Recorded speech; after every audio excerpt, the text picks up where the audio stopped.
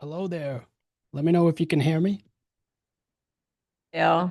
I I can didn't know hear it was you. on Discord still. I just canceled it. All right, awesome. Yeah, no worries. All right, I'm gonna let everybody in here in a minute. Oh Uh, God. yeah, no, I got This is some gonna be questions super there. informal, by the way. I'm not, yeah, I don't have a speech prepared or anything like No, I have questions. I prepare them. that. Okay. I used to have a podcast, so I know how the show goes. Amazing. All right, You know awesome. you had a podcast. Yeah. Give me a second.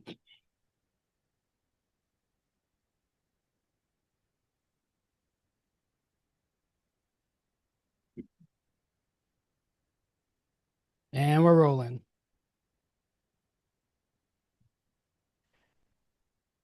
Welcome, everyone. Stop piling in here. Um, we got a tight schedule, so I appreciate you showing up. A couple of tidbits. Stay on mute until we open it up for Q&A, and then obviously, the raise your hand, and then we'll just call on you, and then you can unmute, and then we'll ask a question. Mm-hmm. Appreciate you guys, everyone. This is the first take of behind the listing moves that win the market. I'm the host, John. If you don't know me, I'm an agent here in Massachusetts. All I do is I try to help sellers win, but also I bring agents together and have a community that we all share how other markets are winning. So, with that said, I want to introduce Oxana. Oxana Lepetikwa Benata. Did I say that right? No, that was pretty bad. Oh But that's gosh, I okay. apologize. I hate butchering names here. All right, how do I say it? Lopetegi. Lepetegi. All right. Lepetegi. Lopetegi. Yeah. Lopetegi Pineda. Benita. All right, awesome. Oksana, what market are you in? Kentucky, you guys. Do not move to Kentucky. Real estate in Kentucky, it's not the funnest, but Yeah, and you got an impressive story. You moved from where?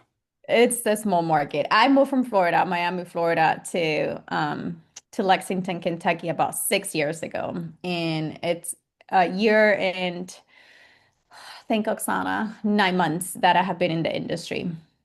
Awesome. And when you became an agent, you had a full-time job, right? Absolutely. Yeah. Mm-hmm. Full-time mom, Mm-hmm. and your business is starting to scale in an impressive ways. Can you Yes. tell us how it's already started to impact your life?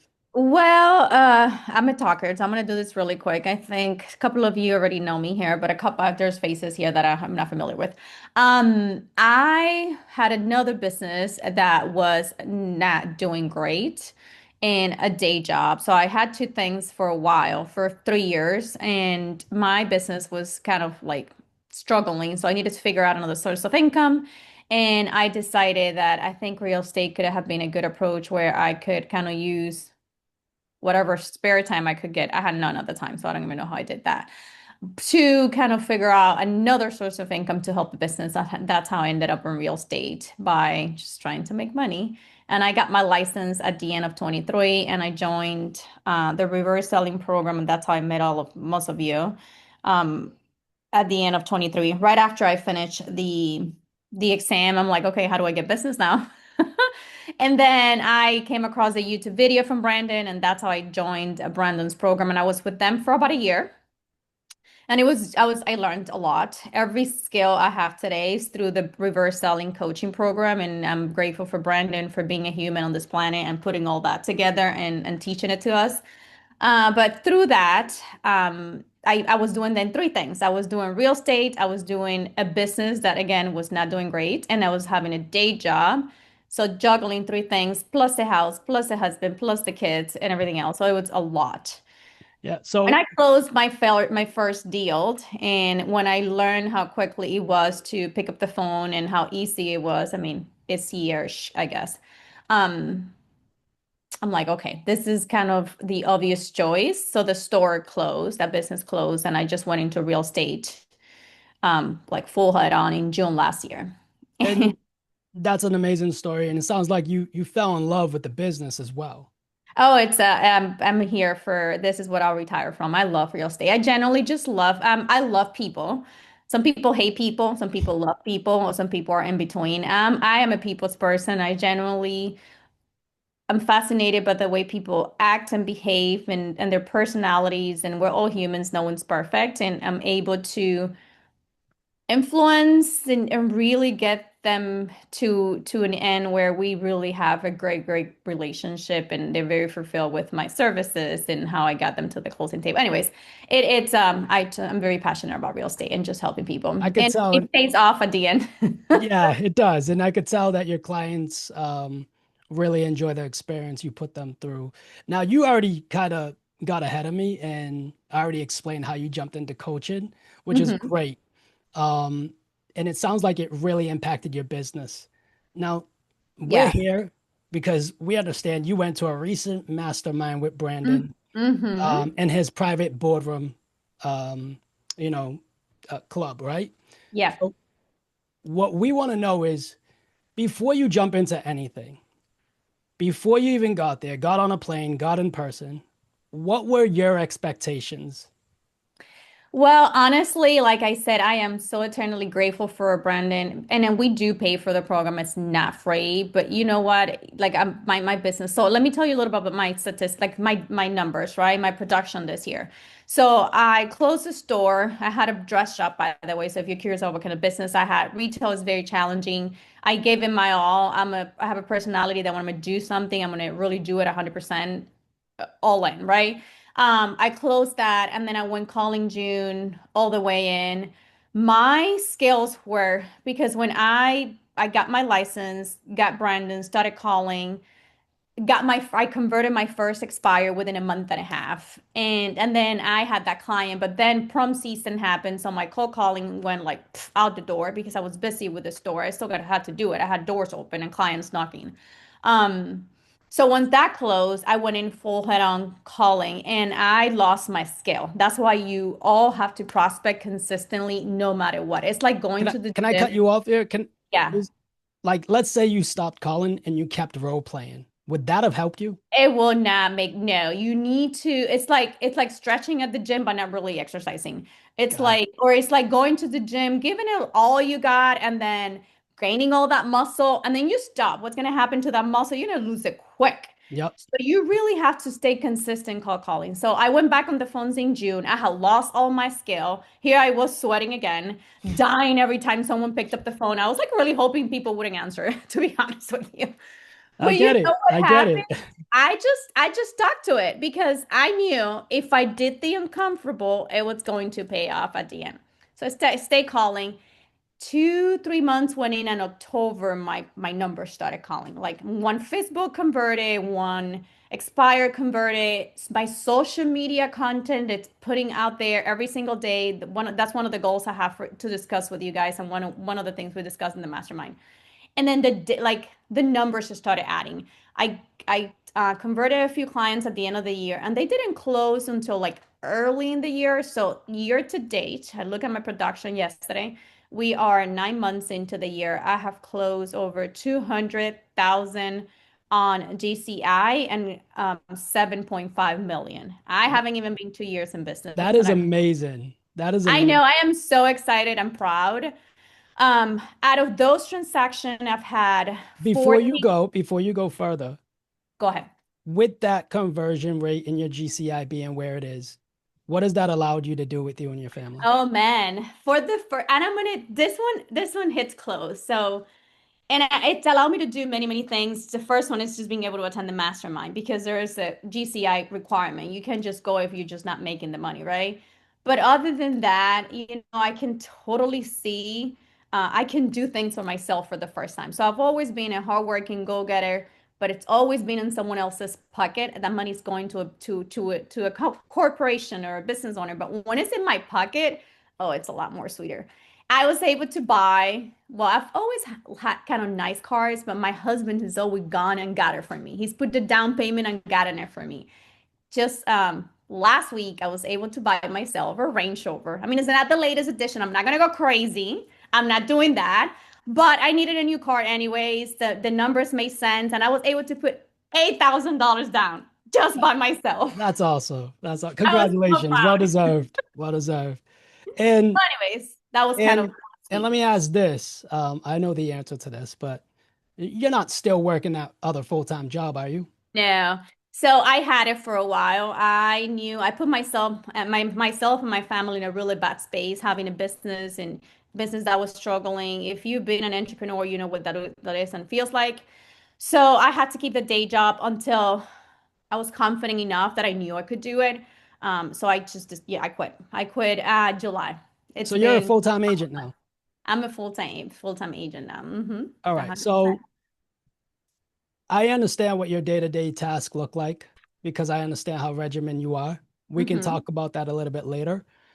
But Well, now let's jump into the mastermind stuff. What were your expectations before you got there?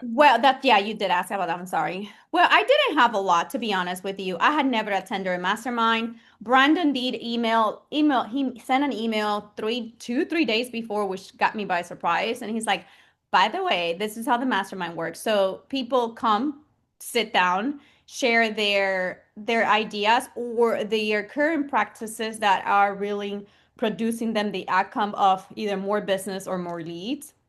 So you have to get up there and present. That's pretty much what the whole day went by. Brandon came in and kind of taught us what he thought was going to work and what we're going to be doing new. And then everybody else kind of pitch in and share their ideas. And that's what I'm going to be sharing with you guys today. Awesome. And it sounds like a think tank, right? So, I know you got a lot of other agents' ideas too, Yeah. and we're about to get into the juice of all hmm that. What were some of the other agents saying out there that you can see yourself implementing down the road? Not what you're doing right now or what you're coming home running to do down the hmm road. well, this one, it's one that Brandon is actually going to take the mastermind group and kind of start teaching us how to do. It's workshops, new sellers workshop, and pretty much it's a I guess not teaching, but a Zoom kind of webinar approach. I don't like to call it webinar because people don't like kind of, webinar you teach something, you get sold on something. They don't like that.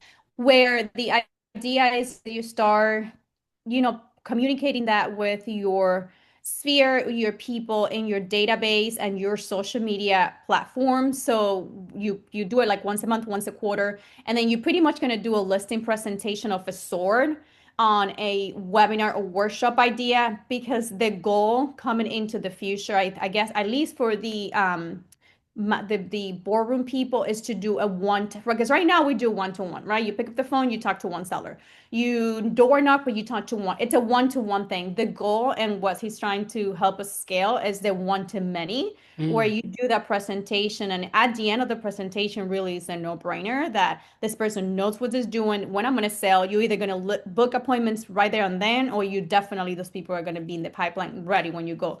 You really will have to do very minimum presentation, if any. We just don't have the framework yet. That's going to be kind of long term, like kind of going into the rest of the year. Pretty much that was the biggest one that I really will start working on. There's a lot more that I'm going to share, but that's the one that I feel is going to have the most impact for us to scale the business, especially because we're leveraging the time that we don't have to do a one-to-many on a physical setting, right? Well, I love that. I love the one-to-many approach. Mm-hmm. As long as you're basically got the right outreach and I guess presence online, I think you can draw that in. Yeah. I'd love to hear more about that when we get closer to that. But yeah, now what did you come home and immediately like say, I have to do this? Oh, you know that. It's going to be joining Enzo Dialer, okay? Mike Mensch, I don't want to say his last name wrong. I think it's Mensch Bashkin. He is in Virginia and it's been in the business for about 5 years, and it's all about circle, no, I'm lying, not circle prospecting. He's a lot about downsizers and absentee owners. And he just was tired of spending hours and hours on the phone, 3 and 4 hours a day for years. And Enzo came into the picture, and he just went from having maybe, I don't know, 30 contacts every 2 hours to having really, I think, 30 contacts every hour and maximizing his time. So he now does 2 hours on the phones, and he's able to talk to a lot more people and stay engaged, as you all saw this morning.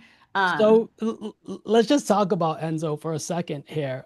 When you came home, you gave us, the idea that this is something that you are gun ho gonna go do. So mhm. me and Brandon, my role play partner, he and I just kind of followed your lead and explored down that we went down that I guess rabbit hole. No, you got Well, it before me. I haven't even gotten it yet. so today was the first day we actually used it. Uh-huh. And within an hour and 15 minutes, I had 35 contacts, 35 conversations. That's a day like that when I first started, I was targeting. Right now, I try to get about 20, but I got off the dial. I said, hey, I could go take a quick break right now. I hit my contacts and I was coming back. But it afforded me an opportunity to go and take a quick break and collect myself because I used to do that, but I used to run back to the dialer because I know I was like, I gotta do my 3 hours and such. Yeah, But yeah, yeah. now it allows us to have a plan and strategy in place and specifically target certain groups and lists. So Yeah. I know you're still onboarding, you're still going down with it. I will talk about the dialer because today was my first day. It blew my mind. It's a little clunky, but it's worth it because the contact rate is there.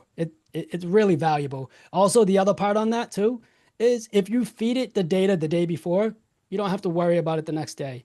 Yeah. Um, so yeah, and they're really starting to kind of roadmap down the future of what they want to do. So they're trying to position themselves as data. I'm not gonna position themselves with a data partnership to, I guess, get us the data too, because they understand that this thing's a monster. It eats data, and you need to feed the monster. Yeah. But it is like a Ferrari. I will say that the Oh, Enzo yeah. is a must win. So you came back telling us we jumped on that. What else are you looking to do? That's the one thing, Well, right? yeah, Enso was the kind of the biggest thing just because the contact rate, right? And yeah, it's just a dialer. It's not fancy. It's not going to be pretty, but it's going to be effective. And when it comes to talking to people, you want effectiveness, right? You want to talk to more people quicker. But yeah, Enso was the biggest thing. The other thing that Austin group of realtors, oh my God, so many realtors in Austin, by the way. They are so something that blew my mind. It's Johnny. I forgot his last name. He is in Austin. When he goes talks to a seller, and he makes so much sense when he talked about it. I'm like, why am I spending all this time? He does not do any listing numbers when he talks to sellers. He says, I do not invest my time into doing all the CMA and doing all the nitty-gritty of the numbers until they have actually signed with me. How the conversation goes, he makes that part of the setting the agenda on the front end so it doesn't become a thing at the end. He sits down, and what I think he does, don't quote me on this, but he does, I remember clearly that he does set the agenda and goes over it. He goes about like, listen, I'm going to do things completely different.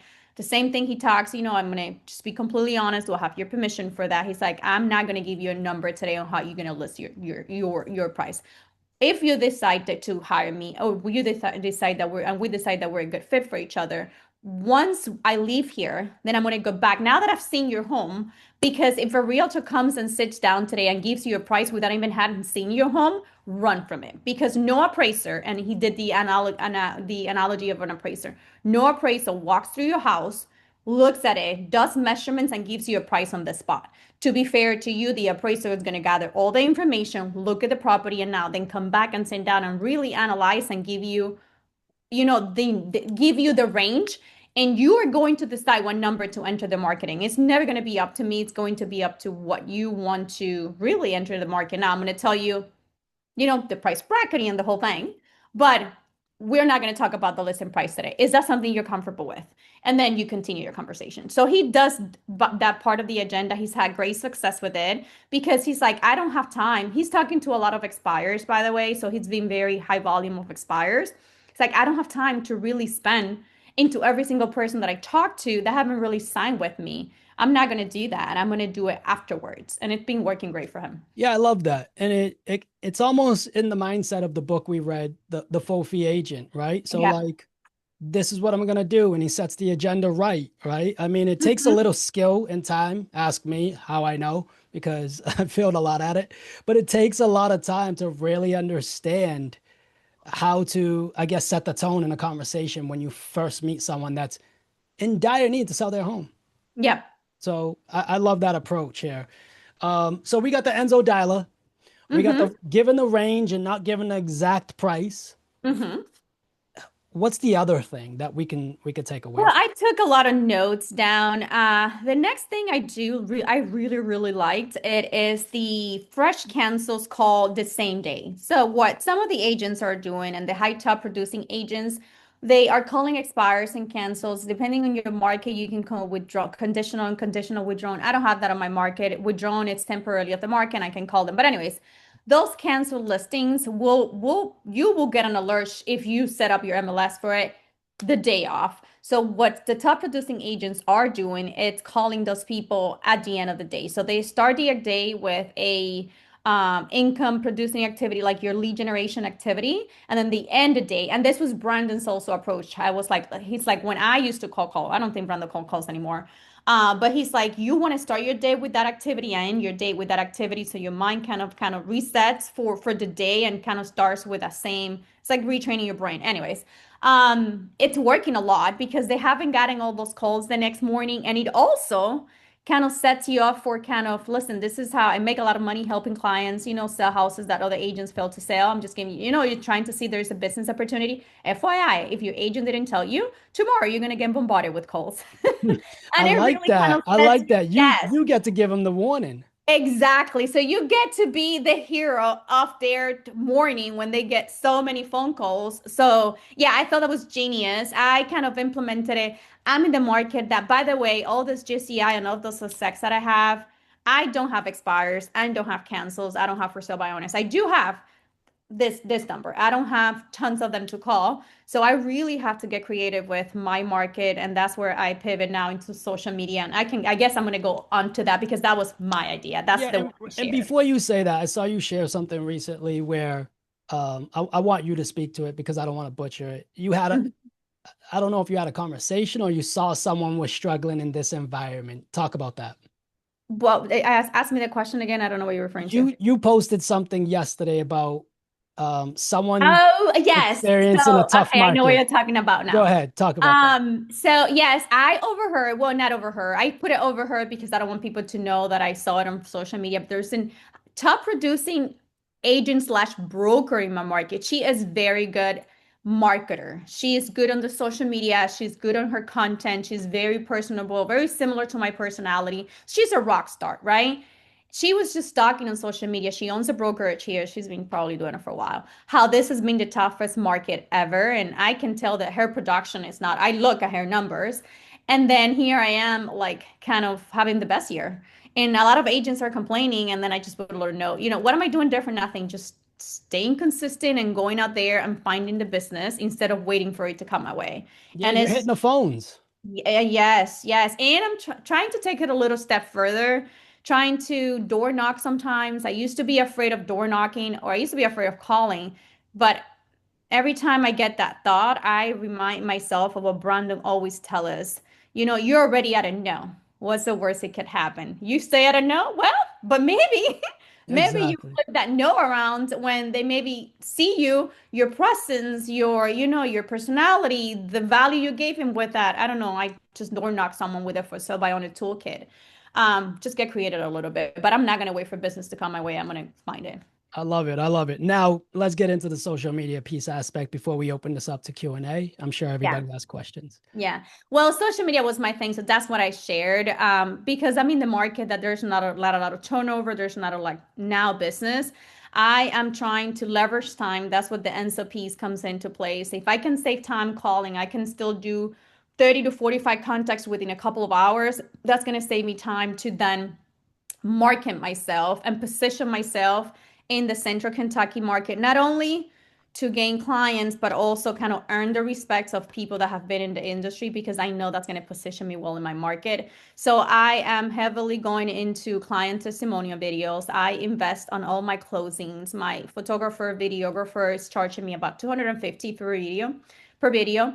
But what I do is I obviously ask the clients, hey, this is how I grow my business. Are you comfortable with doing everybody? I've done two so far, have said yes. And then I come in and then the videographer, if it's a seller or buyer, depends. We try to take shots of the house outside. Anyways, he does a beautiful production and then comes to the closing. And at the end of the closing, the clients always give me the 5-star review, whatever, but it also does a kind of a video testimonial. I can play it here if you want. We don't have to. of the latest one we did. But yeah, that's When you kind of share it, we'll see it. I promise. We'll share it yeah. within the Oh, I community. should share in the school. You know what? I'm gonna do that. Yeah. So Is it yeah, okay we to could do share that. that? Definitely. Yeah. So especially when you post it, definitely. So Um, my followers and the people in, you know, that I watch, and you know how social media is. People are not gonna say, but people are gonna watch, and I know people are watching because when they stay watching my stories, has they have more views.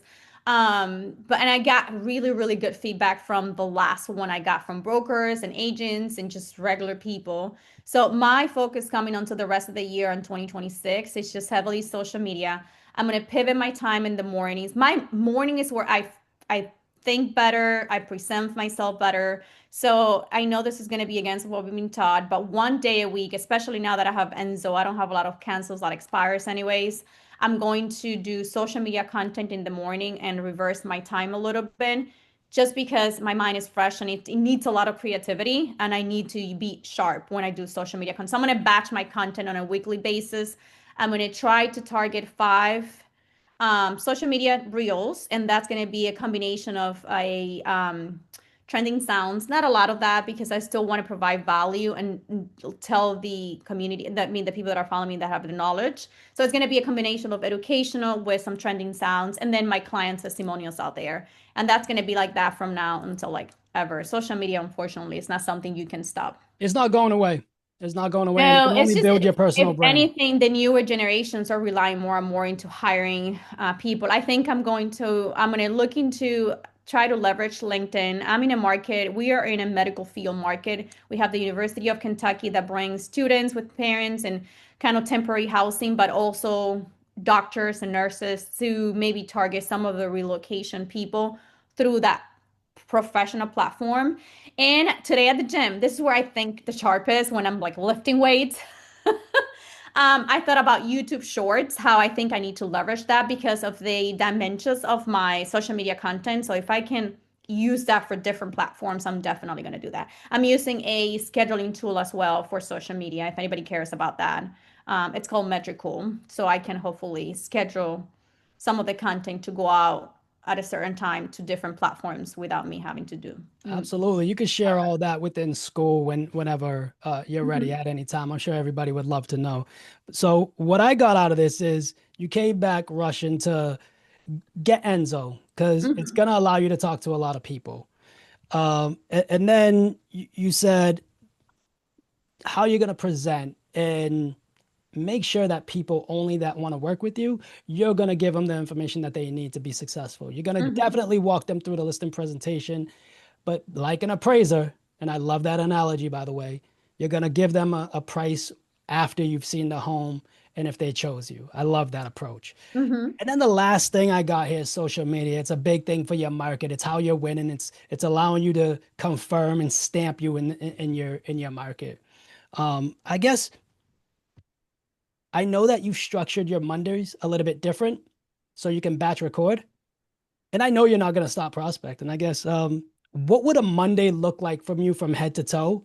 Because structure is everything in this Oh, business. well, Monday's prospecting. I'm not changing my Monday. Wednesday's going to be middle of the week. I don't get because Mondays I still have some expires and cancels from the weekend and I value Mhm. that. I'm going to use that. And Monday is the day to like do my big things. I have a lot of catching up. So Monday it's going to so a typical day for me, it's get up at 4 a.m. It's a non-negotiable.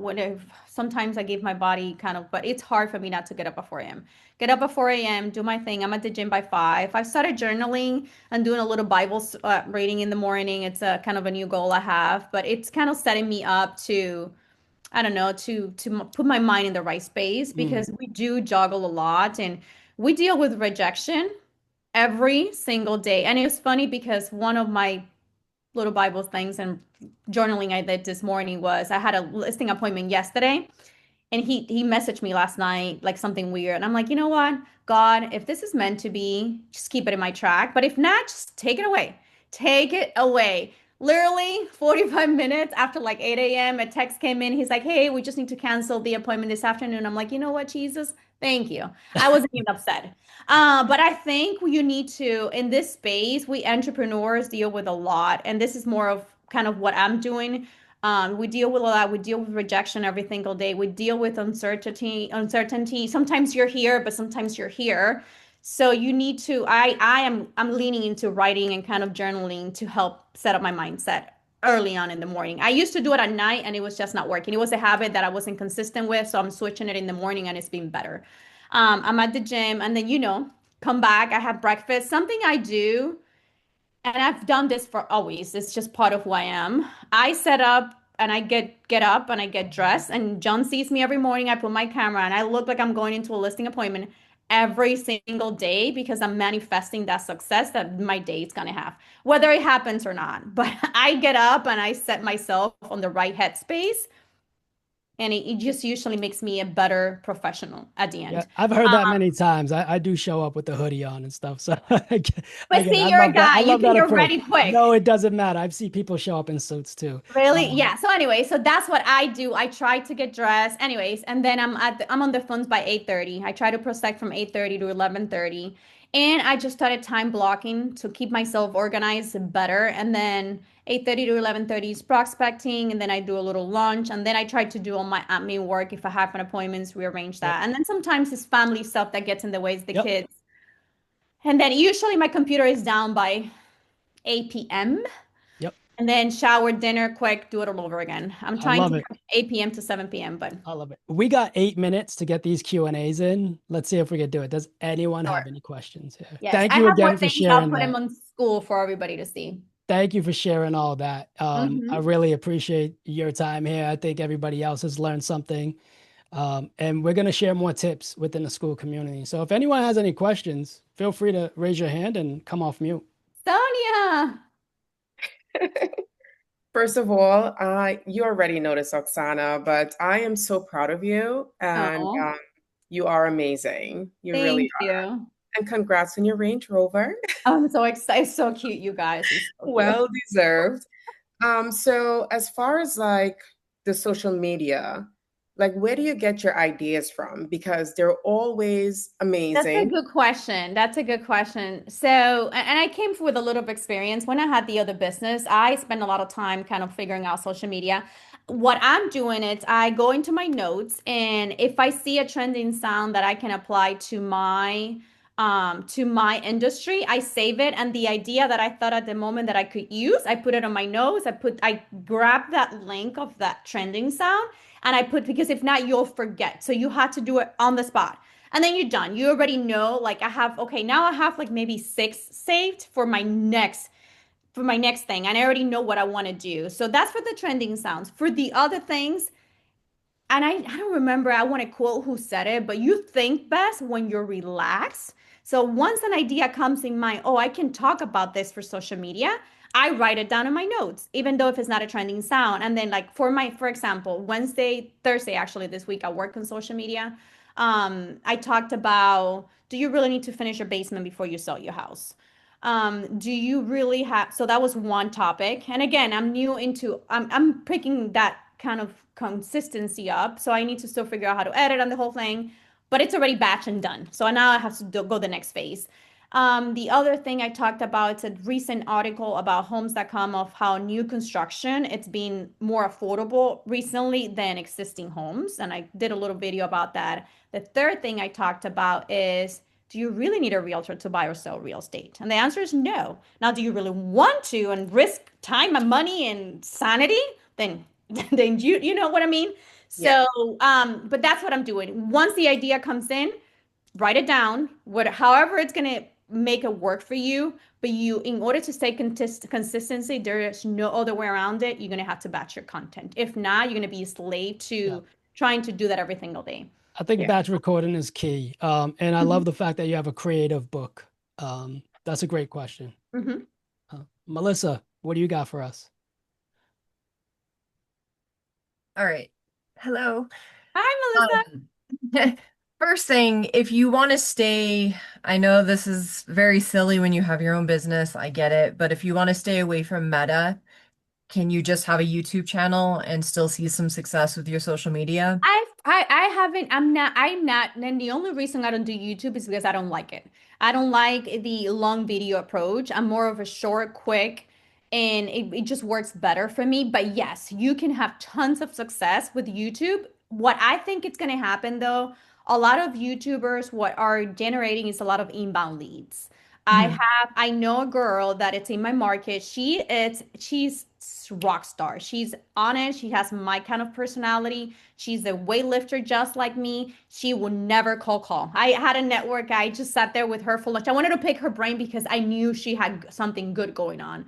And she all she does is podcasting and YouTube, and it's working great for her. But what she's attracting is a lot of inbound leads, out of state buyers that are coming into the state, which is great.